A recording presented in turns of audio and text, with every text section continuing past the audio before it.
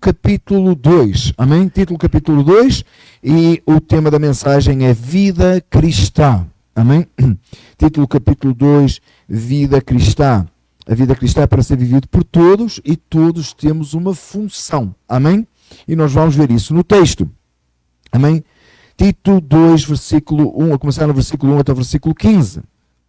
Você, porém, fala o que está de acordo com essa doutrina. Ensina os homens mais velhos a serem moderados, dignos de respeito, sensatos e sadios na fé, no amor e na perseverança. Semelhantemente, ensina as mulheres mais velhas a serem reverentes da sua maneira de viver, a não serem caluniadoras, nem escravizadas a muito vinho, mas a serem capazes de ensinar o que é bom. Assim poderão orientar as mulheres mais jovens a amarem os seus maridos e os seus filhos, a serem prudentes e puras, a estarem ocupadas em casa e a serem bondosas e sujeitas a seus maridos, a fim de que a palavra de Deus não seja difamada. Da mesma maneira, encorajo os jovens a serem prudentes. Em tudo, seja você mesmo um exemplo para eles, fazendo obras em seu ensino. Mostre integridade e seriedade. Use linguagem sadia, quanto à qual nada se possa dizer. Para aqueles que se opõem a você, fiquem envergonhados por não poderem falar mal de nós. Ensine os escravos a se submeterem em tudo a seus senhores e procurem agradá-los, a não serem respondãos e a não roubá-los, mas a mostrarem que são inteiramente dignos de confiança, para que assim tornem atraente em tudo o ensino de Deus nosso Salvador. Porque a graça de Deus se manifestou salvadora a todos os homens. Ela nos ensina a renunciar à impiedade e às paixões mundanas e a viver de maneira sensata, justa e piedosa nesta era presente. Enquanto aguardamos a bendita esperança, a gloriosa manifestação do nosso grande Deus e Salvador Jesus Cristo, e Ele se entregou por nós, a fim de nos remir de toda a maldade e purificar para si mesmo um povo particularmente seu, dedicado à prática de boas obras. É isso que vos devo ensinar, é isso que você deve ensinar, exortando-os e repreendendo-os com toda a autoridade, ninguém o despreze. Oremos, Pai, que a graça do Senhor esteja sobre nós, na pregação, na ministração da palavra do Senhor, em nome de Jesus.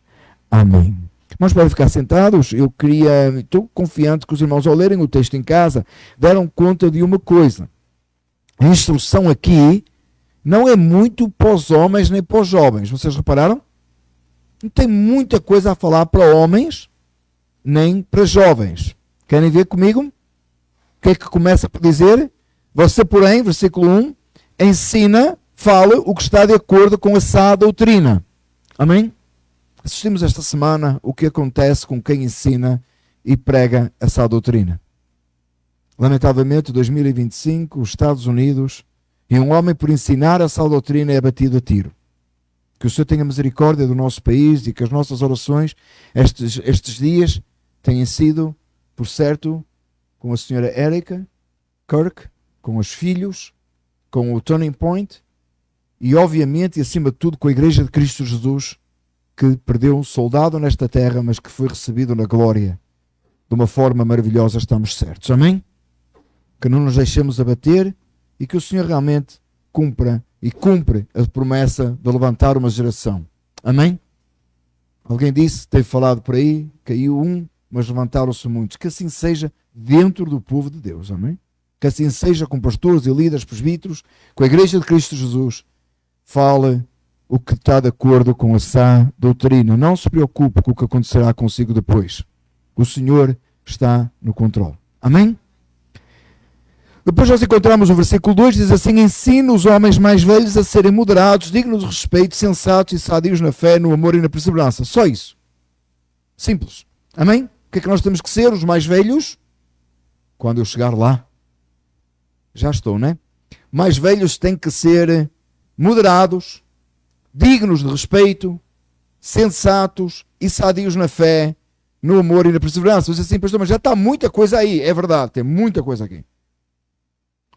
Um exemplo a ser imitado. O irmão mais velho tem a função, o dever de deixar um legado digno de ser imitado, pela sua fé, o seu amor, a sua perseverança.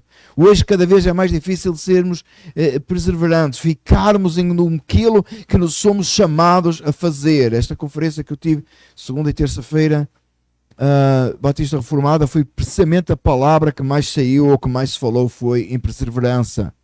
Sermos perseverantes na fé, permanecermos na fé. Um chamado para os homens, amém? Bom para a gente discutir num dessas reuniões de homens que nós falamos. O que é que um homem tem que ser? O que é esperado de um homem? Coitada daquela irmã que o marido não é isto. Coitada daquela irmã que o marido não é sadio na fé, no amor, na perseverança, que não é moderado, que não é digno de respeito, que não é sensato. Vamos pular ao versículo e voltamos já atrás. 6. Da mesma maneira, encorajo os jovens a serem prudentes. That's it. Para homens. Estes dois versículos. Para as irmãs, você vai encontrar o versículo 3, 4, 5 e 5. E você vai encontrar ensino pesado. Parece que Paulo estava a levar muito devagar os homens. Eu vou dizer porquê. Você lembra a mensagem da semana passada? Se você não esteve, vá consultar. Paulo começou a sua carta a Tito explicando o que é que um homem tem que ser e explicando no chamado ao presbitério o que é que nós homens temos que ser na casa do Senhor. E gastamos uma pregação inteira a falar para homens. Capítulo 2, ele dá só uma pincelada, só lembrando. Lembrando o que eu falei antes. Lembra que eu disse que aquelas qualificações todas para o presbitério devia ser para cada homem da igreja? E Paulo falou muita coisa. Se você não lembra, vá atrás e consulte, porque é importante. Tem muita mais responsabilidade e muito mais o homem do que a mulher. Amém? Desde o início. Eva comeu primeiro o fruto e Deus perguntou a Adão onde é que estava Eva. Certo? Responsabilidade do homem. Gosto muito daquele texto quando Davi diz a Salomão: seja homem. Em português do norte, faz-te um homem.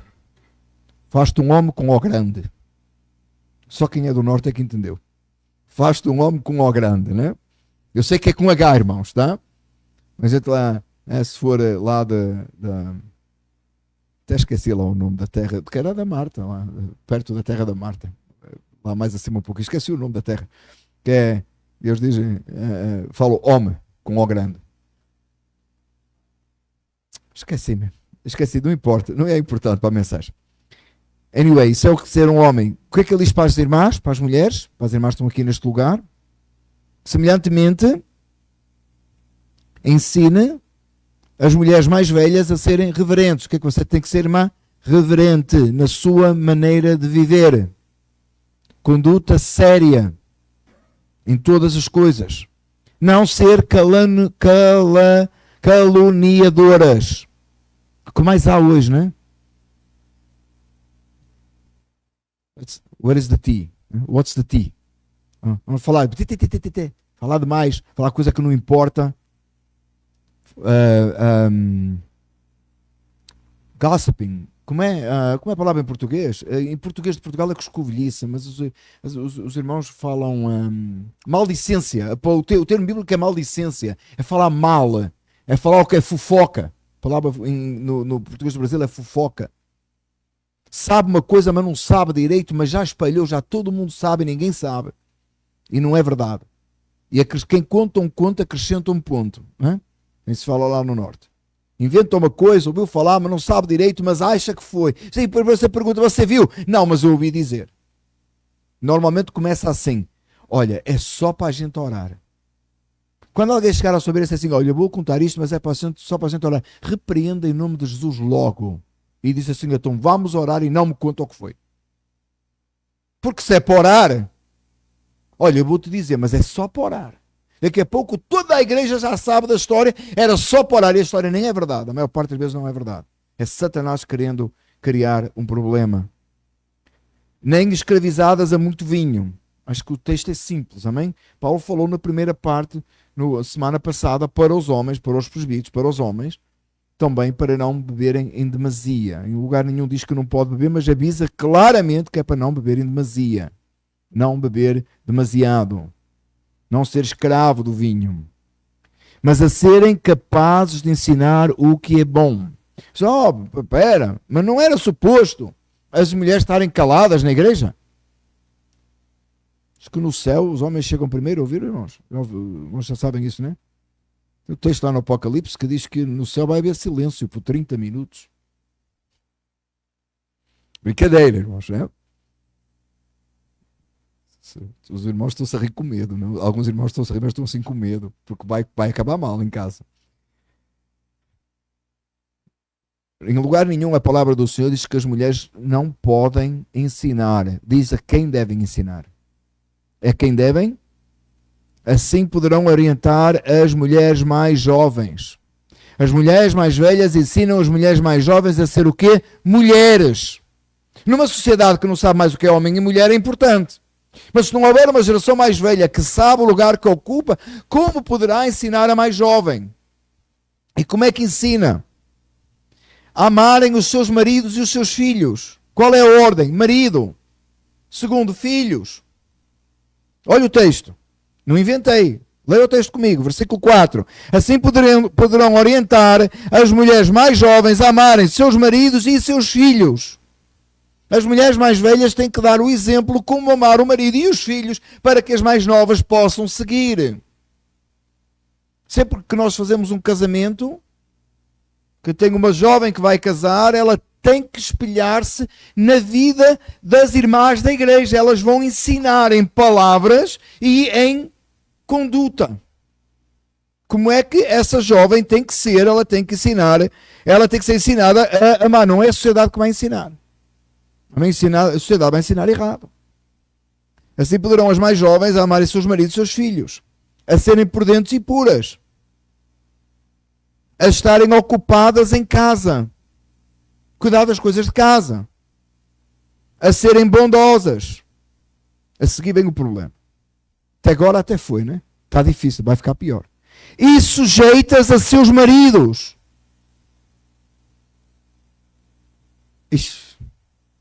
A fim de que os maridos sejam felizes. Certo? O que é que diz o texto? A fim de que a palavra de Deus não seja difamada. O papel da irmã mais velha na igreja, ensinando a irmã mais nova a ser uma esposa submissa, a cuidar dos seus filhos, a cuidar da sua casa, a cuidar das suas coisas, é para que a palavra de Deus não seja difamada, é para que o reino de Deus seja exaltado na conduta dos salvos. É sempre esse o objetivo. A fim de que a palavra de Deus não seja difamada. Paulo dá uma lição importantíssima para as irmãs. O que é esperado das irmãs? Minha irmã, jamais você pode achar que o seu tempo terminou. Irmão, jamais você pode achar que o seu tempo terminou. Enquanto você vive, há uma responsabilidade que Deus o incumbiu e uma tarefa para você cumprir. Às vezes a gente acha, já passou, agora é para o próximo. Agora é o seguinte, tem uma outra geração vindo aí.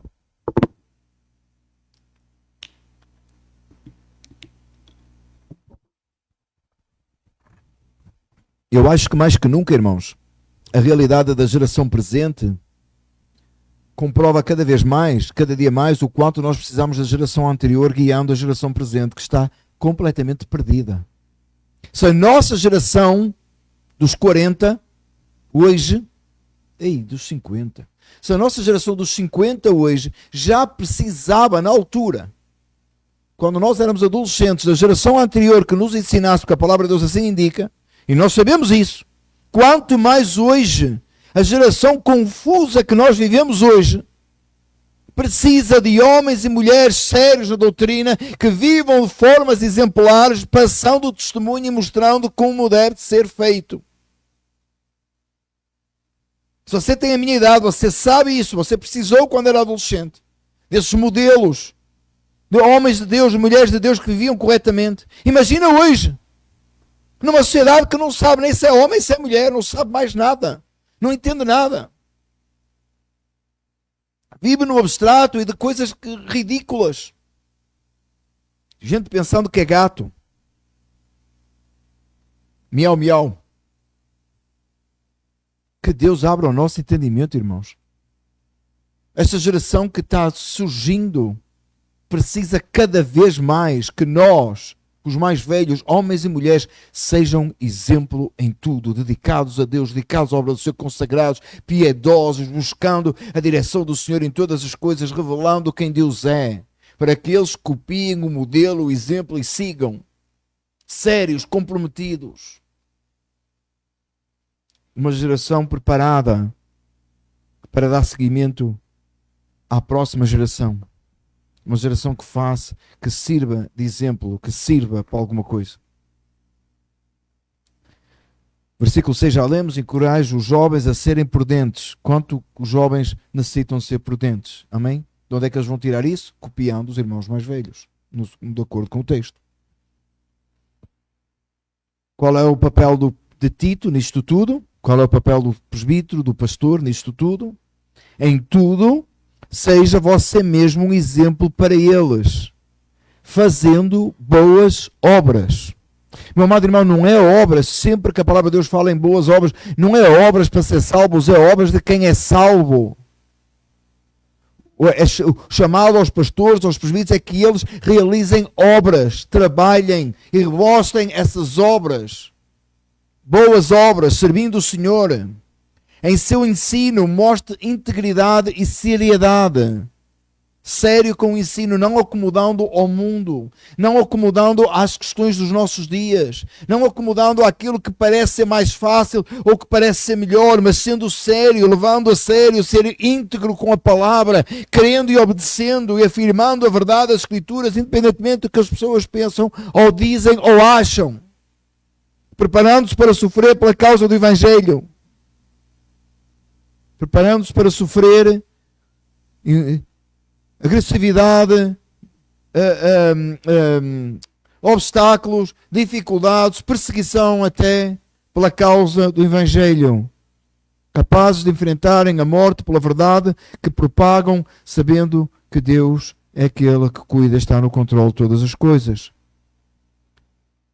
Use linguagem sadia, contra a qual nada se possa dizer. É sério o chamado. Linguagem sadia que não se possa dizer nada contra.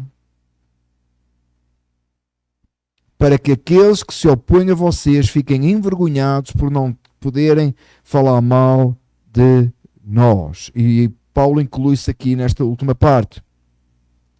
Haverá, meus amados irmãos, aqueles que se opõem a nós, haverá aqueles que se opõem à verdade do Evangelho pregada dos púlpitos, quantos hoje se opõem e fazem a oposição mais agressiva possível, contudo, não poderão e ficarão envergonhados por não terem nada que dizer contra. Não contra a sã doutrina, mas contra a pessoa que prega a sã doutrina, a pessoa que vive de acordo com a sã doutrina. Deixe-me ser mais específico. Há 2 anos atrás, eu e a Soninha fomos a uma conferência do Sermonódio em Nova York e tinha uma manifestação à porta, LGBTQ+, whatever that thing is, like a bunch of them, right? E nós íamos para entrar e estava previsto ter uma manifestação à porta e nós sabíamos e estávamos a caminhar para o local onde ia ser a conferência. E de manhã, 8 horas, 8h30, não tinha ninguém. E eu disse, Sónia, não está a acontecer nada. Diz ela, não, que não são 11 horas ainda. Esse povo não aparece antes das 11 e o meio-dia. Isso é muito cedo, é muito cedo. Foi verdade, já estávamos todos na conferência, começámos a ouvir vozes fora. Então foi dito, chegaram agora. Aí o pastor, um amor de pessoa, achei fantástico, comprou donuts e café para eles porque estava frio. I think that was so beautiful. Ele pôs uma mesa, de verdade, irmãos, pôs uma mesinha fora com café e donuts para eles servirem, porque não fosse a ficar com frio, com fome. Eu achei, foi verdade, eu achei coisa maravilhosa. Aí ele tentou falar com eles, todos aos gritos e tal, todos animados e tal, e ele tentou falar. Mas parece que a oposição era contra, especialmente um dos pregadores, que tinha num sermão, baseado num texto do Antigo Testamento, explicando a condenação divina sobre a homossexualidade. Aí eu tive que ir ouvir a pregação, né? Mas o que é que o fulano falou? Eu não conhecia o pregador, foi a primeira vez que vi aquele pregador. Aí eu fui lá no sermonódio, passado uns dias, né? Quando chegámos a casa, e fui ouvir a pregação. Pregação extraordinária, a palavra de Deus exposta, não havia nada que dizer contra. Quem estava contra ele estava contra a doutrina. Ele falou a verdade, o Evangelho. Aí eu tive que fazer o comentário com o nosso irmão, não é? Porque coloquei lá no sermão e disse: Deus te abençoe, meu irmão. Que palavra maravilhosa. E que Deus encoraje e faça prosseguir. Tinha nada, acusação nenhuma contra ele, teria. Os que se opuseram estavam se opondo à palavra, meu amado irmão. Quando o mundo se opõe à palavra que você prega, não se preocupa, Deus cuida de si. Agora, se o mundo colocar você em falta por uma questão de seriedade, de retidão, de justiça, essa é outra história. Aí é um problema. Aí causa vergonha no Evangelho. Agora, se você for, se houver oposição contra si pela doutrina e pela verdade que você prega, não se preocupe, deixe nas mãos de Deus, Deus cuida. A verdade é que essa manifestação foi dispersa, isso acabou, nunca mais ouvi falar nessa gente, não sei o que aconteceu com os donuts e com o café, nunca mais ouvi falar nem de donuts, nem de café, nem de manifestação, coisa nenhuma, eles devem ter comido, pois, naturalmente, porque nós, ou seja, já não os vimos. Aí a gente passou lá pelo meio, não havia confusão nenhuma, nada de mais, e dentro oramos, o pastor chegou na frente, ó, chegar agora, vamos orar. Amém, oramos, orou por eles, orou que Deus salvasse, que é o que a gente faz, amém? Que a gente quer que sejam salvos. Aí acabou tudo e o servo do Senhor continuou a pregar. By the way, eu descobri que aquilo era lá no interior, lá para não me lembro agora o estado lá dos Estados Unidos, onde a manifestação não chega, só me faço entender. Só funciona em cidade grande como Nova York, né? Que a conferência era em Nova York. Lá onde ele mora, ele está descansado, que não funciona esse tipo de manifestações. Que o Senhor nos ajude e nos dê sabedoria. Mas de qualquer maneira, o moral da história, o ensino da história é que Deus guarda aqueles que são seus e aqueles que são, mediante a sã doutrina, continuam fazendo a vontade do Senhor, e ainda que morram, como assistimos esta semana, eles estão diante do Senhor na glória. Amém? Então prega essa doutrina, ensina essa doutrina, fique firme nessa doutrina, seja perseverante na sua doutrina e não se preocupe. Agora, se o inimigo tiver o que dizer contra si, porque você está falhando com Deus, não, aí é vergonhoso o Evangelho. Quantos temos assistido também, lamentavelmente, nos últimos tempos, assim, que o Senhor nos ajude e nos dê sabedoria. Ensina os escravos, versículo 9, a se submeterem em tudo a seus senhores, a procurarem agradá-los, a não serem respondão-nos e a não roubá-los, mas a mostrarem que são inteiramente dignos de confiança, para que assim tornem atraente o ensino de Deus, nosso Salvador. No momento em que havia escravos, o texto aqui é para os escravos, aqueles que estavam trabalhando para os seus senhores e que deveriam em tudo agradar e deveriam em tudo cumprir fielmente e corretamente aquilo no que estavam inseridos e da forma que trabalhavam. Como é que a gente então aplica isto? Muita gente chega a este texto e não tem nada a ver com isso, que eu não sou escravo. Outros querem espiritualizar e dizem: eu era escravo do pecado, agora eu não sou, sou livre. Meu amado irmão, é claramente aquelas pessoas com as quais você tem obrigação. Se você trabalha numa empresa, você está sujeito às regras da empresa. Não quer cumprir as regras da empresa, vai procurar o trabalho. Ou trabalha por conta própria, é fácil. Tem regras na empresa que você tem que respeitar. Tem horário de entrar, tem horário de sair, não é isso? A gente gosta do horário de sair, não é? Gosta do horário de entrar. À segunda-feira de manhã, com alegria, chegar no local de trabalho, é para chegar às 7, você chegou 6h30 com um sorriso. Isso, que mentira. Mas na verdade, meus amados irmãos, é isso que nós somos chamados a ser, marcar a diferença, ser diferentes no local de trabalho. Você entende que empresas para as quais nós trabalhamos, elas são abençoadas por Deus? Você sabia isso? Claro que são. Porquê? Porque você trabalha corretamente diante do Senhor. Porque você traz para o ambiente de trabalho a seriedade do Evangelho, você é sério com o seu trabalho, você não rouba o patrão, você não rouba no horário, você não arranja desculpa para fazer as suas coisas do seu jeito, você faz as coisas direitas da melhor maneira possível para que o patrão tenha lucro, você está interessado que o seu patrão tenha lucro. O trabalhador crente, ele está interessado que o patrão enriqueça. Diz: não, estou interessado no meu. É claro que você quer receber, claro, não vai trabalhar de graça. Mas você está interessado em que a empresa progrida, você defende e não fala mal da empresa. O patrão, o empregado, o crente, não fala mal do patrão. Ele apoia o patrão, ele ajuda o patrão, ele pode dizer umas coisas até, se for o caso, até nos recursos humanos, mas lá fora ele representa o patrão corretamente, a empresa corretamente, porque ele é sério diante do Senhor, ele se submete. Ele age corretamente. Ética cristã no trabalho era uma coisa muito importante, irmãos, no século XVI, quando se deu a reforma.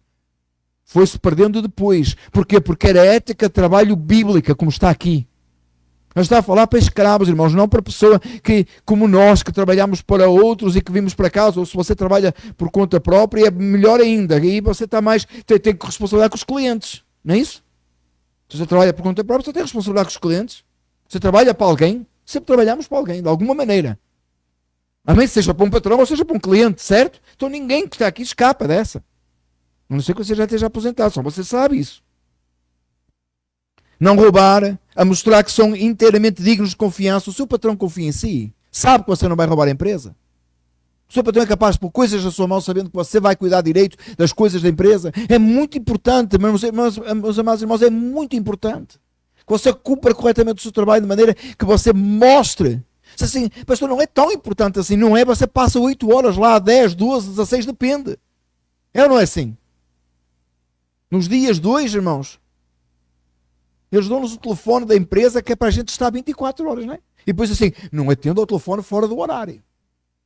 Que é para você ter o seu descanso. E o telefone toca. Liguei-te ontem. Não é isso?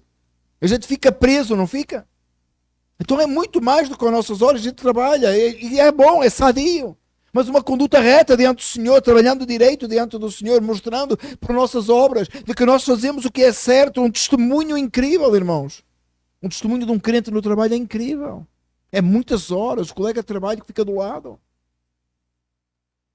Vendo como você trabalha.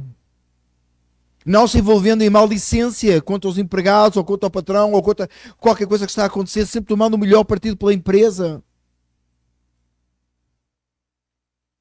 Inteiramente digno de confiança, para que assim, olha o texto, tornem atraente em tudo o ensino de Deus, nosso Salvador. Porquê é que o crente trabalha assim? Para tornar atraente o Evangelho. Para que o Senhor Jesus Cristo torne-se atraente. Para que o mundo olhe e diga assim, uau, há qualquer coisa naquele empregado que ele realmente faz o que é certo. Ele trabalha bem. Ele é digno de confiança. Se ele é chefe, ou se ele tem pessoas a trabalhar para ele, ele mostra pelo seu trato como é que ele trata as pessoas humanamente falando, mas sempre com a seriedade do próprio trabalho. Aquele balanço necessário. Porque a graça de Deus se manifestou salvadora a todos os homens. Irmãos, olha o texto aqui. De que é que Paulo vem a falar até agora? Muita gente isola este texto para dizer que a salvação é para todos, ou para o universalismo, até dizer que não só que Jesus morreu por todos, mas que todos vão ser salvos. Porque a graça de Deus se manifestou o Salvador a todos os homens. De que é que Paulo está a falar até aqui? Paulo está a falar da conduta cristã. A sua conduta cristã, como esposa, como irmã mais velha, como homem da casa de Deus, como presbítero da igreja, como ensinador, como trabalhador. Toda essa forma de vida cristã, ela é de tal forma que a graça de Deus, através de nós, da nossa conduta, da nossa vida, mostra-se salvadora, mostra quem Deus é. É esse o sentido do texto. Não é que você não pode isolar o versículo aqui, porque a graça de Deus se manifestou Salvador a todos os homens, através de quem? Da igreja, da nossa conduta, do nosso trabalho, da forma como nós agimos. Revela quem Jesus é, revela quem Cristo é, até para aqueles que rejeitam. Amém? Até para aqueles que rejeitam, até para aqueles que não gostam, que não querem. E ela nos ensina essa graça salvadora. Olha o que diz o texto. Ela nos ensina a renunciar à impiedade e às paixões mundanas. Ela nos ensina a rejeitar o mal, a negar a nós próprios e a viver de maneira sensata, justa e piedosa nesta era presente, agora, neste momento, para que você viva de forma piedosa, de forma prudente, reta diante de Deus, enquanto aguardamos a bendita esperança. Até quando, Paulo? Até a morte, ou até que o Senhor vier buscar a sua igreja, enquanto aguardamos a bendita esperança, a gloriosa manifestação de nosso grande Deus e Salvador Jesus Cristo. Até ao fim, até ao último respirar. Recomendo aquele livrinho do pastor John MacArthur, Finishing Well, Acabando Bem. Recomendo seriamente que até o último segundo, até o último respiro, viver para a glória de Deus. Diferença, né? Que o pastor John MacArthur foi-se preparando, as coisas foram acabando, escreveu o livrinho antes, né? Não sei se vocês entenderam, escreveu o livro antes de morrer, né? Lógico. Ele já escreveu o livrinho um bocadinho antes de morrer, ele escreveu um livrinho que se chama Finishing Well, Acabando Bem. E a Grace to You distribuiu esse livro gratuitamente a cada pessoa que foi ao serviço ao Memorial Service do pastor John MacArthur. Eu achei fantástico. Eu recebi pelo correio e li e gostei imenso. Um exemplo, irmãos, terminando bem, vivendo até o último minuto para a glória de Deus. O último segundo. Que a gente não sabe, e hoje ouvimos a irmã Sónia falou isso. A gente não sabe se é hoje, se é daqui a um tempo, seja quando for. Seja pela morte, seja pela vinda de Jesus. Vivendo corretamente diante de Deus. Enquanto aguardamos a bendita esperança. Olha o texto, versículo 14. É muito interessante, irmãos, nos ensinos de Paulo, você vai encontrar essas cartas de Paulo muitas vezes. E Paulo, muitas vezes, ele está a escrever, né, e obviamente inspirado pelo Espírito Santo, mas ele aponta para o argumento mais alto que existe. Ele não se satisfaz em dizer, eu sou apóstolo. Ele apresenta-se muitas vezes, eu sou apóstolo de Jesus Cristo, e como apóstolo, tal, e ele ensina, e ele até diz assim, ordena-vos eu, mas tem momentos em que ele aponta para o mais alto. E ele, argumento maior, ele, Cristo, se entregou por nós. O argumento mais alto, mais elevado, é o próprio Senhor Jesus Cristo. E ele se entregou por nós a fim de nos remir de toda a maldade e purificar para si mesmo um povo particularmente seu, dedicado à prática de boas obras. Entenda uma coisa, irmão, você foi salvo, Cristo morreu em seu lugar para que você fosse chamado a ser um praticante de boas obras para glorificar a Deus. Meu amado irmão, a salvação em Cristo, a morte do Senhor Jesus Cristo não é um fim em si mesmo, é um princípio para todas as coisas. O fim você já tinha. Era o inferno. Em Cristo Jesus você ganhou vida. É um começo. Nós temos uma mania, uma ideia de que o que importa é a pessoa ser salva e acaba ali. Já está salvo, pronto, acabou. E para nós que somos calvinistas, gostamos imenso de dizer, está salvo uma vez, salvo para sempre. Esqueça isso, irmão. É uma abertura para as boas obras. Eu sei que ela é salvo para sempre. Eu acredito na perseverança final dos santos, mas entenda, por favor, meu amado irmão. É uma porta que se abriu para você viver para Deus. É um começo. Ele te salvou com propósito. E não foi aquecer o banco ao domingo de manhã. Foi viver para a glória de Deus. Foi viver para o Senhor Jesus Cristo. Foi manifestar a glória do Senhor. Isso é um chamado para todos. Ele nos salvou para somos um povo dele. Você pertence a Ele. 2 vezes. Ele te criou e Ele te redimiu com o seu próprio sangue. Você pertence a Deus 2 vezes. A primeira era para você viver para a glória de Deus. Mas porque você pecou, não pode. Então o que é que ele fez? Ele redimiu, ele comprou com o sangue, ele trouxe de novo, ele adquiriu de novo, ele adotou na família de Deus, para que nós pudéssemos agora em Cristo viver e cumprir o nosso chamado. O seu chamado foi viver, é viver para Deus, é viver para a glória de Deus, é manifestar quem Deus é. No nosso trabalho, na nossa vida, em nossas casas, em todo lugar onde nós estivermos. Esse é o seu chamado. Essa é o nosso chamado, a razão pela qual estamos nesta terra, a razão pela qual Ele nos salvou. Você não é tão importante assim como você pensa. Ele te salvou e te chamou e te alistou para um propósito maior do que você próprio. O reino dele e o nome dele ser glorificado na sua vida. Isso é um instrumento nas mãos de Deus.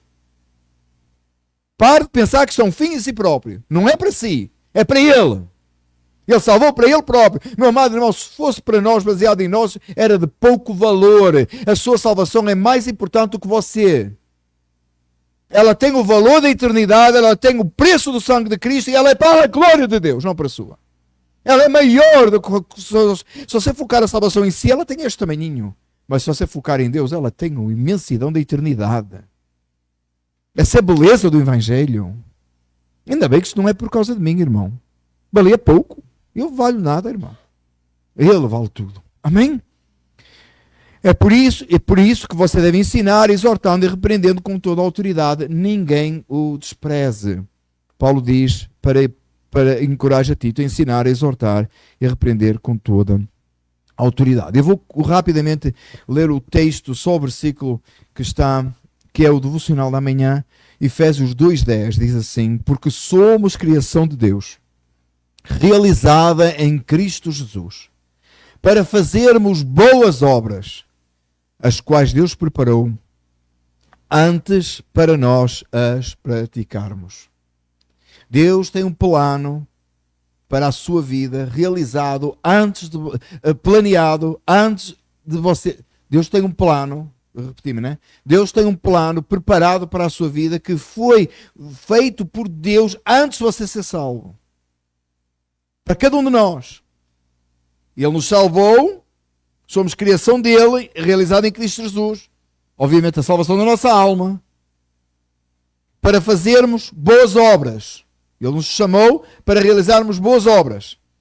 Deus as preparou antes para que nós as praticássemos agora. Esta é a beleza da vida cristã. A vida cristã tem um propósito. Você entende que o mundo lá fora não tem razão para coisa nenhuma, pensa que tem, mas não tem. As boas obras que nós praticamos, a glorificação do nome de Deus que nós vivemos hoje, pelo qual nós vivemos hoje, tem o valor da própria eternidade, porque Deus é eterno. Você realiza a obra do Senhor hoje, você se dedica a fazer a obra do Senhor, você se dedica a servir a Deus, você está a servir o eterno. Não acaba com a sua morte, não termina aqui. É para Deus. É realização para Deus. Amados, gosto deste texto que nos faz pensar sobre a eternidade, sobre quem Deus é e sobre o que Deus espera de nós. Que o Senhor nosso Deus nos ajude e nos leve a sermos cada vez melhores, mais piedosos, mais santos em nosso viver, a cumprirmos as nossas obrigações. Você ouviu o texto, tem recado para si aqui. Tem recado para marido, tem recado para jovem, tem recado para pai, tem recado para mãe, tem recado para irmã mais velha, tem recado para todos.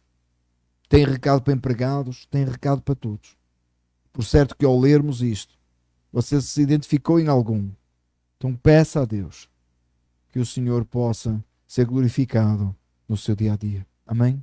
Vivendo a vida cristã de forma saudável, que glorifica a Deus, manifesta o Evangelho, exalta Cristo. Vamos ficar de pé e orar?